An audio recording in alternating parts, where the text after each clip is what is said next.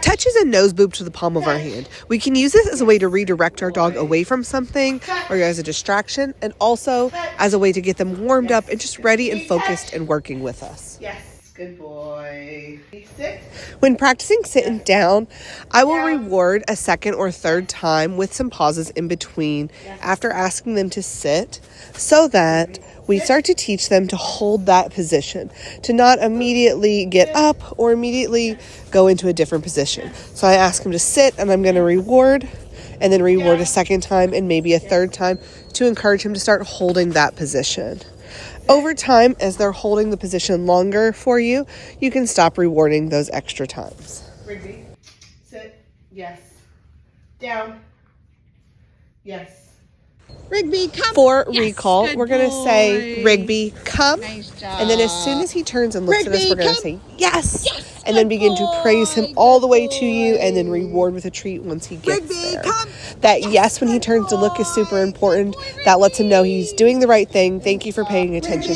And that is what's going to get him moving forward towards us. You can practice this in the backyard, in the front yard on a long leash, and in public places on a long leash, so that you can start building his ability to do it around different distractions and in different places.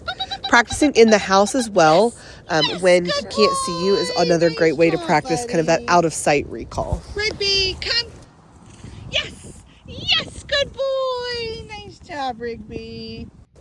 Leave it means stop and back away from the thing that you were heading towards. So here we're practicing with treats. I'm dropping a couple treats on the ground, saying leave it. And then when he stays back or backs away, I'm going to mark yes and reward him. The goal here is to mimic real life in our training as much as possible to prepare for those situations where something is dropped that is dangerous for him. Good boy. Drop it means let go of the thing that's in your mouth. For him, this is still kind of a struggle one for him. So when you say drop it, you're going to go ahead and toss the treats, which is going to encourage him to drop the item to get those treats. And over time, you'll be able to reorder that. Place means go there, lay down, and stay there until released. Rigby's release word is free, and this means he's free to get up and do whatever. When you're doing this, you're going to cue him place, pointing towards his bed. Once he's on the bed and laying down, you'll mark yes and place a treat on the bed. It's really important with place that we are rewarding him on the bed and not handing directly to his mouth. This helps him learn not to get up and try to meet us for the treat, but understand that he stays there and the food will come to him. So once he is there, you'll mark yes and place a treat on his bed, and then you can walk around, move around, and then you're going to periodically come back and reward him on the bed again. That's letting him know he's doing a good job. Keep up the good work. You do not have to say place again when you do that. You're just simply going to come over, yes, and give him another treat by placing it on the bed. Over time, as you practice, you'll be building longer duration between each reinforcement so that until you don't need so many treats, or you only need kind of one treat for him to do the whole behavior. This is a long-term thing, and so it does take time. So you're going to practice this in a couple ways, and one is with what we would call a formal training session, which is what you see me doing here.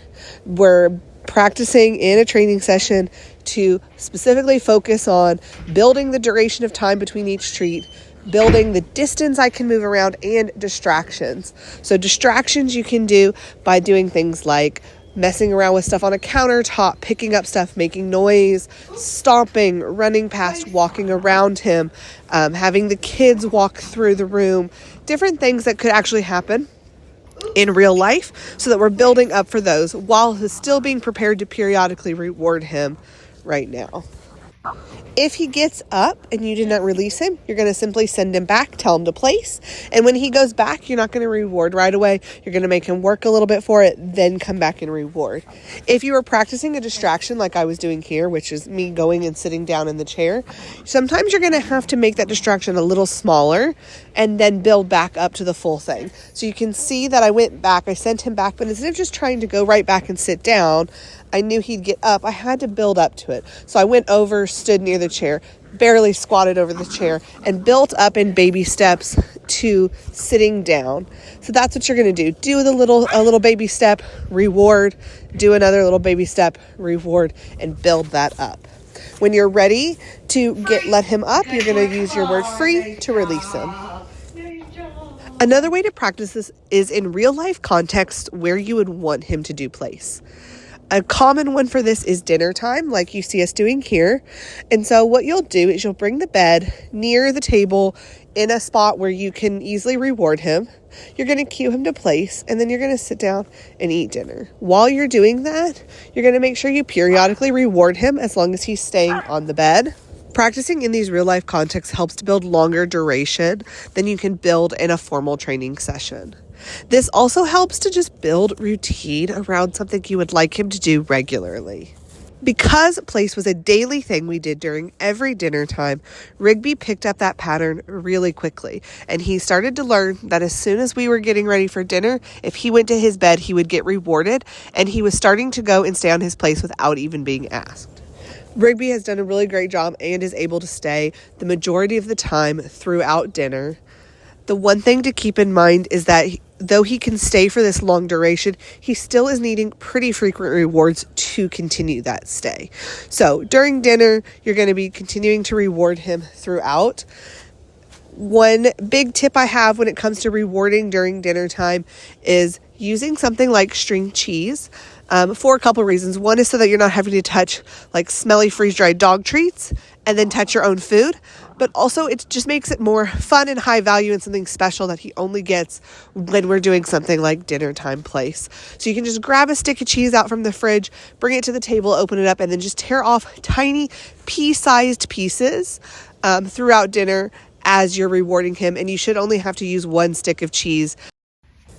Stay is very similar to place, the main difference being that there is not a bed. So you're just going to ask him to sit or down and stay in whatever spot you have put him in.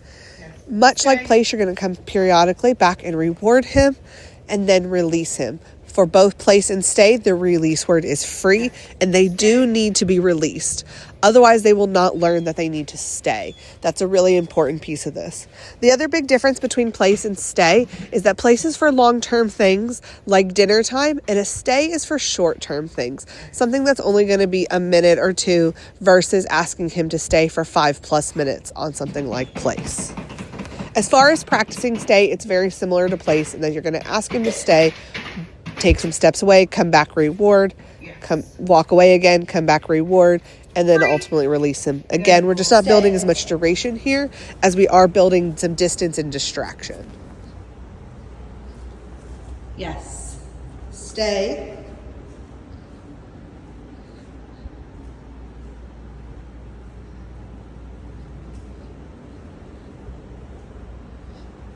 Yes.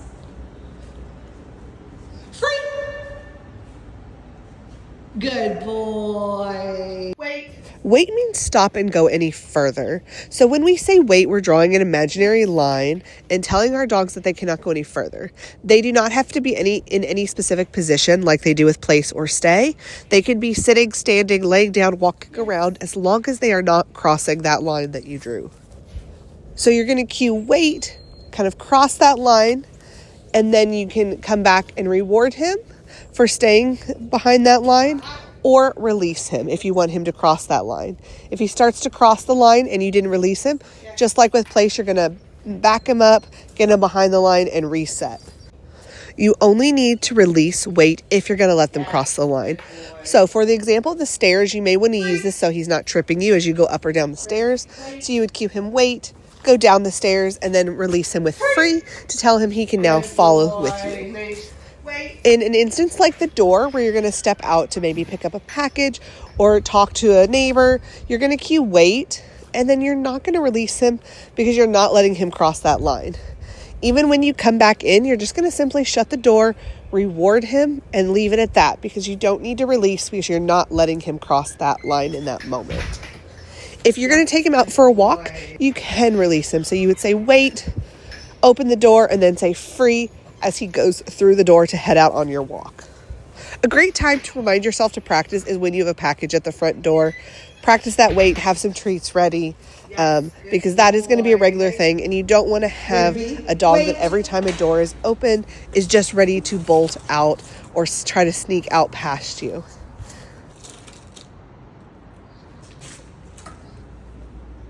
Yes, good boy. All right, so I'm out here on a walk with Rigby, yes. And we're gonna kind of show you what we're doing to help him learn how to walk nicely on a leash. So the main thing that we're doing here is called rewarding good choices. So that is when he's walking next to us, yes, we're gonna mark yes and reward him. We can do this when he's walking nicely next to us, when he's a little in front, but on a loose leash still. Or if he offers us attention, yes, just like he did now, we're gonna mark yes and reward. When you reward, it's really important that you drop your hand right to your side and that you're using the hand closest to him. Come on, Riggs. So even if he's a little in front, yes, my hand comes at my side, he's got to come back to me for the treat. It's also important that we're using the hand that is closest to him. That's going to keep him on that side and help stop the crisscrossing, because if we're rewarding across our bodies, he's going to start meeting us in front for it. So it's important that we keep him, rewards coming at our side. Yes. Lots of distractions out here today, huh, Rigby? If he does start to cross like this, we're going to guide him back over here to the side we want him on and continue going. And then go back to rewarding those good choices. Yes! Oops, so he started to cross, but I'm going to have him come back. I got that yes before he was crossed over. And we want to make sure that we are rewarding frequently when he starts crossing up. Rigby, whoops! Rigby, back over here.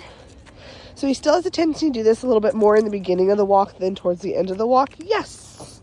Good boy. But you can see he can have some good spurts of time where he's not crisscrossing. Yes! Lots of distractions, lots of squirrels, noises out, people out in their yards today. Rigby! Try again. So this time I'm going to circle him and kind of so that I keep him on that side. Because he is doing a lot of crisscrossing right now because he's worried about some of the sounds he's hearing. Yes! Good boy. I know you're getting a little anxious. And when he starts to get anxious, that's when he starts to kind of pull a little bit more crisscrossing because he's not really thinking right. He's getting a little worried about what's going on around him. Yes! Good boy. Yes! So when we have little spurts like that, we just want to be patient with him right now. He's still a young pup learning all the things. Come on, Rigby. Yes! And a lot of times throughout that, you're going to have to up your rewards. Yes! Yes! You're crossing a lot, Riggs. Come back over here, please. Thank you.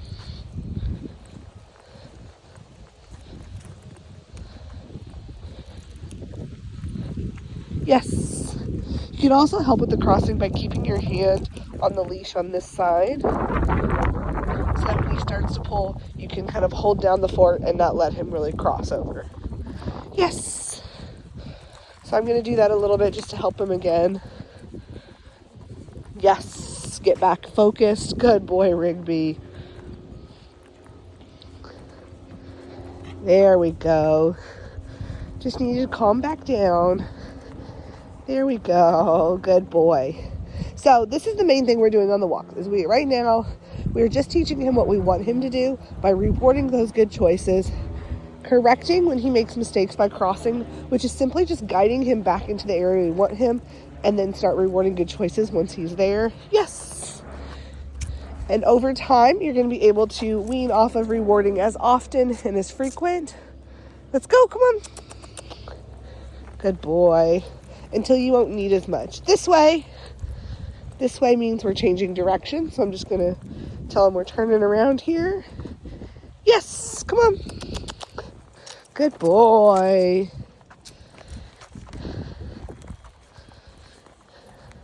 Yes. Good boy.